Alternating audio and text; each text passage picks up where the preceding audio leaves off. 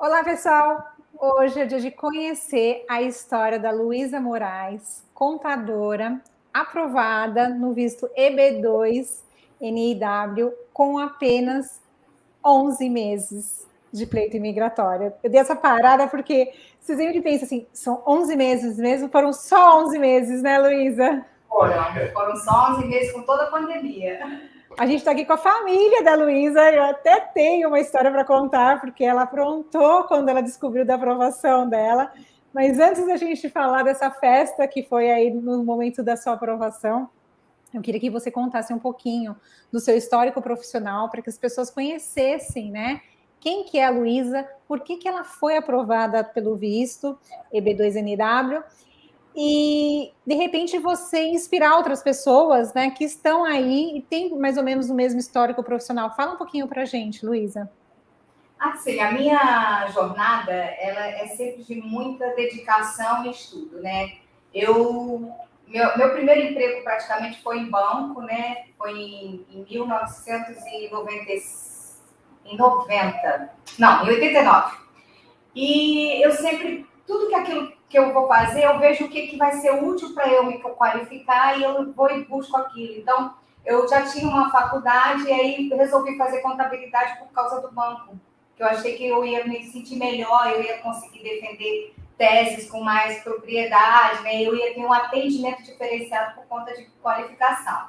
E depois que eu fiz a contabilidade, eu continuei no banco ainda por quase 10 anos, então eu fui planejando me tornar empreendedora, apesar de amar a contabilidade, mas eu fui planejando um outro caminho para a minha carreira.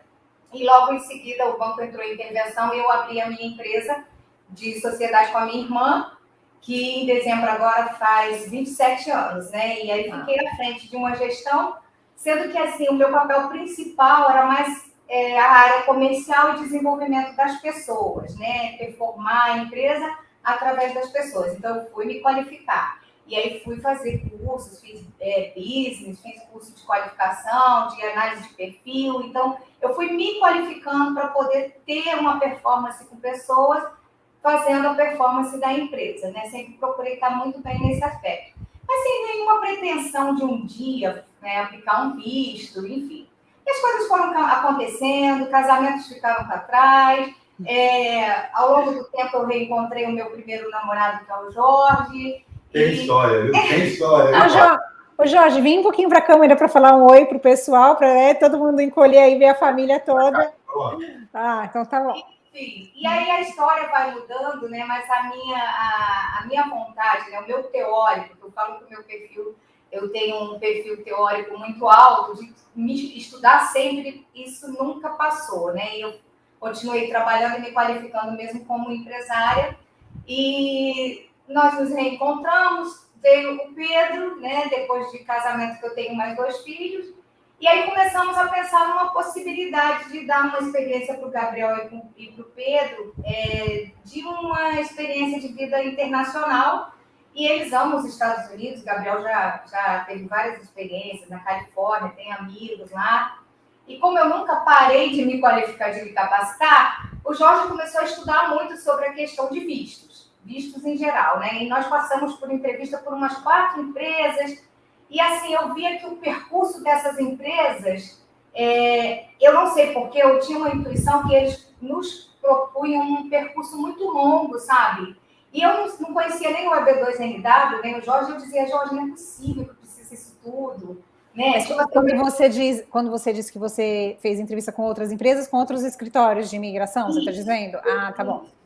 Então, por exemplo, uns 2 escritórios disseram que eu tinha que primeiro aplicar um visto de L1, que é o de empresário, para poder ter uma experiência, para depois aplicar o EB2. Aí eu falava, gente, mas tudo bem, fui indo.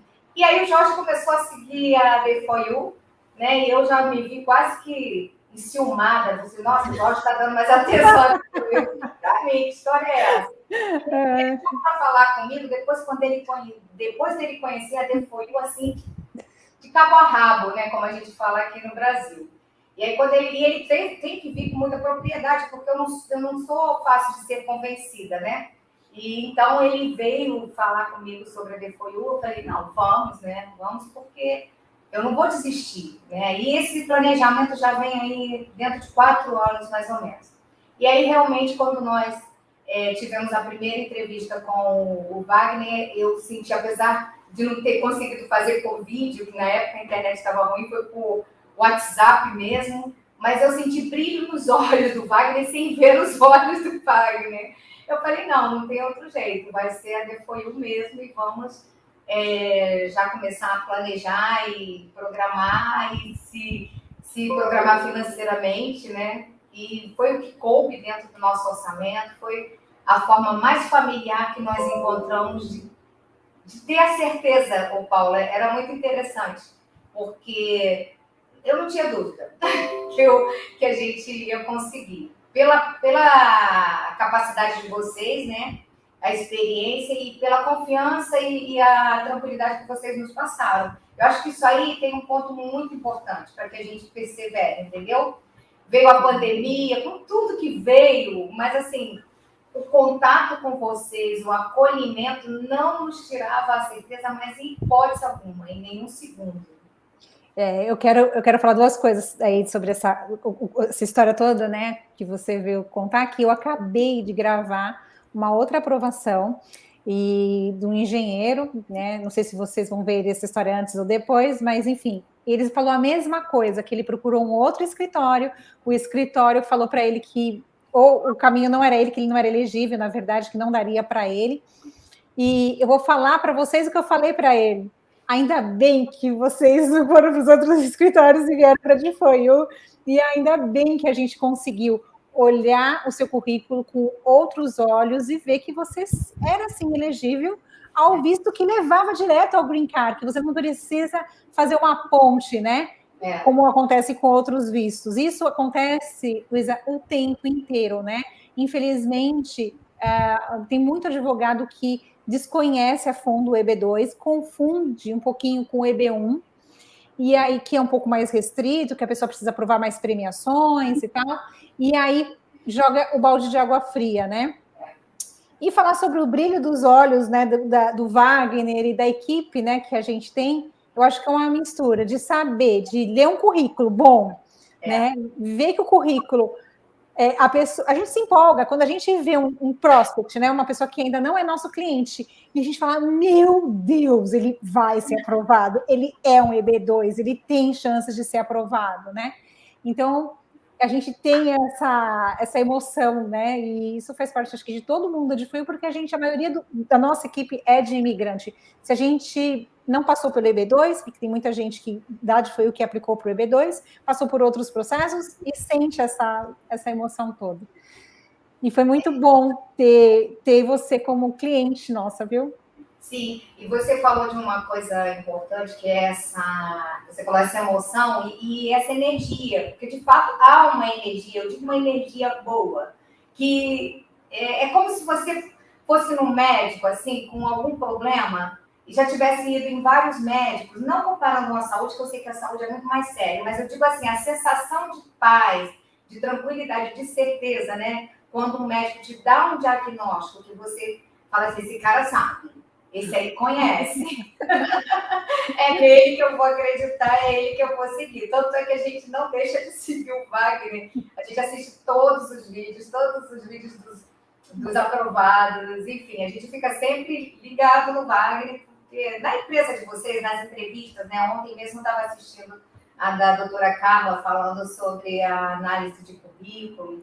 Então a gente está em todas, assim, porque criou uma conexão muito forte. Que bom. Mas me conta uma coisa, como é que foi para você, particularmente, a montagem desse pleito, né? A construção, trazer documentos. Eu acho que existe uma coisa na montagem, né? Quando a gente começa a fazer a montagem do pleito, a gente acaba fazendo um exercício de memória, né? Absurdo. Você vai lá atrás, porque você tem que resgatar um período, né? Dentro da sua experiência, né? Para você colocar ali no pleito. E aí, eu sei que da primeira reunião até a entrega de documentos, você viaja no tempo, né, Luísa? Foi muito interessante que eu, assim, inicialmente eu imaginei que eu tivesse que contribuir, que cooperar. Eu que ia cooperar. E a estratégia é diferente, é uma estratégia que eu conheço e que acredito, né? Que é a coisa de construir a quantas mãos forem necessárias, né? E aí, quando eu comecei a resgatar a minha história, porque a gente não para olhar a nossa jornada, eu me senti orgulhosa de mim mesma, né?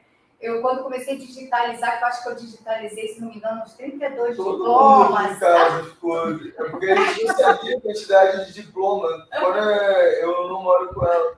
E aí eu cheguei em casa e tava, tipo, o chão do quarto, assim, lotado de diploma.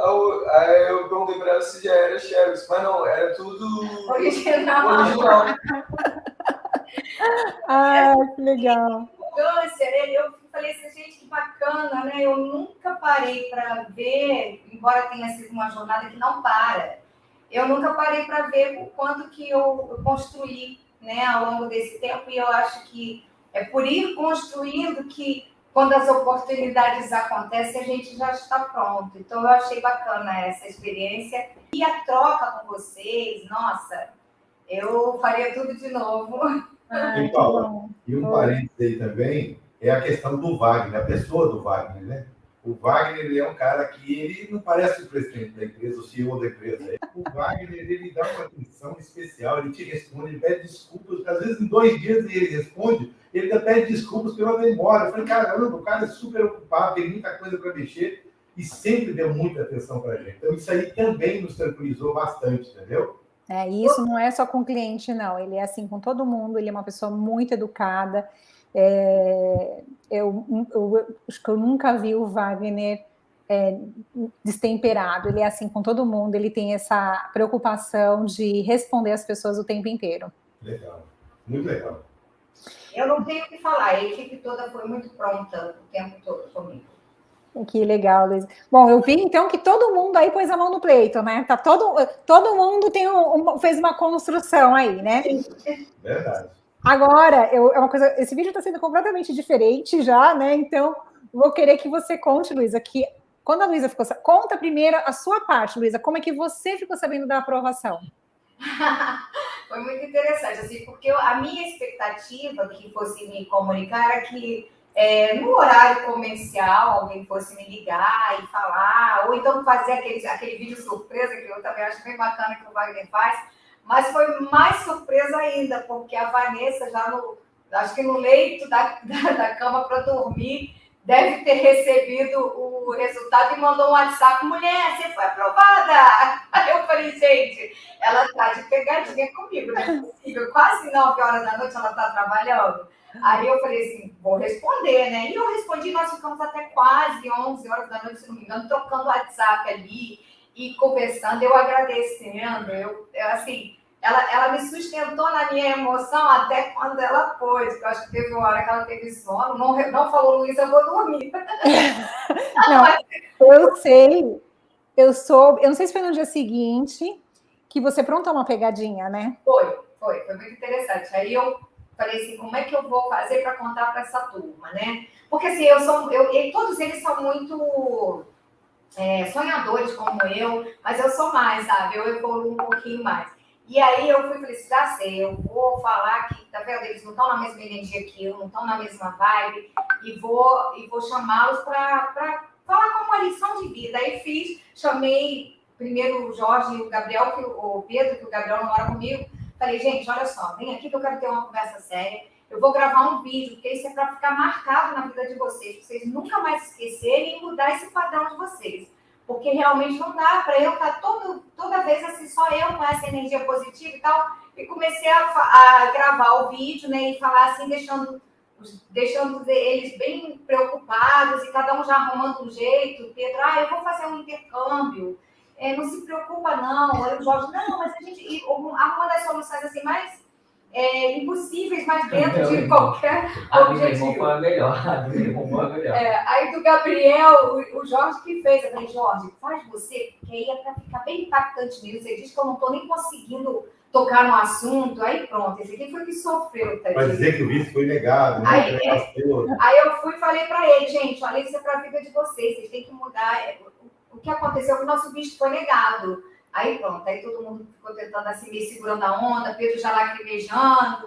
Tava assim, o vídeo mostra tudo. Aí já arrumando solução. Aí gravei o vídeo do Jorge falando com o Gabriel. Aí, Gabriel, fala um pouquinho, Gabriel, de você. Não, pode falar? Claro que pode! Ela falou, eu tento entender sempre o que está acontecendo. E aí o Jorge veio falar comigo, e eu entendo que ela, tipo, eu e ela, a gente é muito conectado.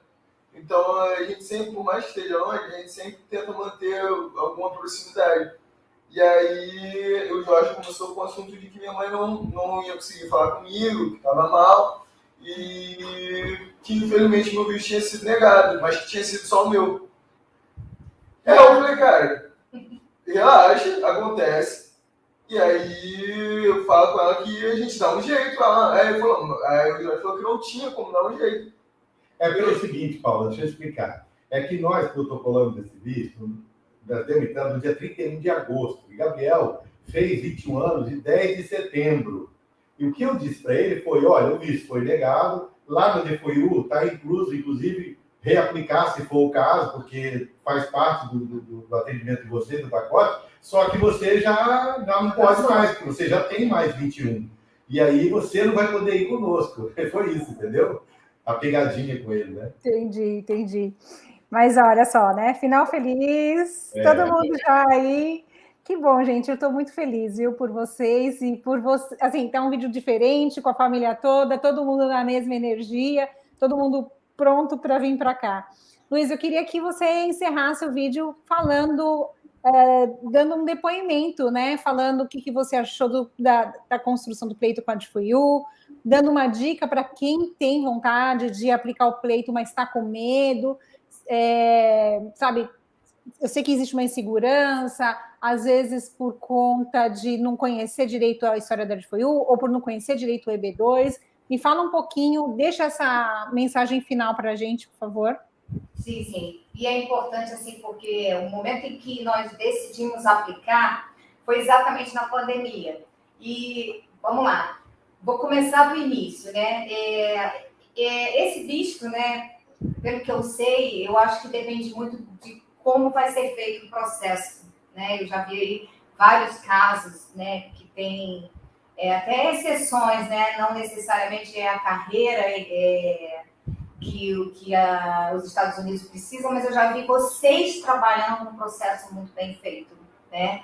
E no meu caso, por exemplo, que é a área da finanças, né, contabilidade, eu acredito que tem muita gente boa por aí que não faz ideia nem que esse visto exista, né? Então, o que eu aconselho é planejamento, como nós fizemos, né? A minha capacitação, ela veio ao longo de 20 e poucos anos, mas se você se planejar em 4 anos, dá para fazer muita coisa, além do que você já tem aí de bagagem, não necessariamente na contabilidade, né? Mas em qualquer outra carreira ou experiência profissional que você tenha desenvolvido. E o ponto, assim, a ameixa do pudim para mim foi a DFOIU, porque eu te confesso que eu só insisti, porque o Jorge assistia mais vídeos por trás, às vezes, sem criar muita expectativa em mim, né? Porque eu já tinha passado por 4 empresas, já era desanimado e tal, então ele soube fazer a coisa certa.